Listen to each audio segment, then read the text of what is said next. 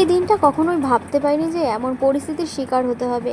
বাড়ির থেকে তো বেরিয়েছিলাম আনন্দ ফুর্তি করে, আমরা দুজনা আমরা শ্বশুরবাড়িতে যাওয়ার উদ্দেশ্যে বেরিয়েছিলাম। তো আনন্দ বেশ করতে করতে যাচ্ছিলাম। তো বিশেষ করে বাড়িতে গিয়ে যে এরকম সিচুয়েশন হবে কোনোদিন ভাবতে পারি গিয়ে সিচুয়েশনটা কী হয়েছে সেটা তোমাদের বলি। বাড়িতে তো আমরা আনন্দ করতে করতে গিয়েছিলাম।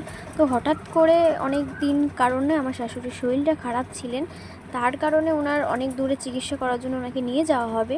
আমরা রাস্তা থেকে কিছু খেয়ে দিয়ে বাড়ি পৌঁছেছি। হঠাৎ করে বাড়িতে আসার পরে দেখি উনি অজ্ঞান হয়ে পড়ে গেছেন।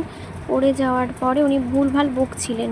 তো তার জন্য আমাদের এখানে কিছু একটা শ্বশুরবাড়ির এখানে এক কালী সাধক, সে উনি তপস্যা করেন। তো তাকে আনা হয়ে ওনাকে ঝাড়ানো পোছানো হয়েছিল। শুনেছি ওনাকে ভূতে ধরেছিল। তো আমি তো দেখে অবাক। আমি তো প্রথম আমার বিয়ে হয়েছে 1 বছর হয়নি, তো আমার প্রচণ্ড ভয় লাগছিল।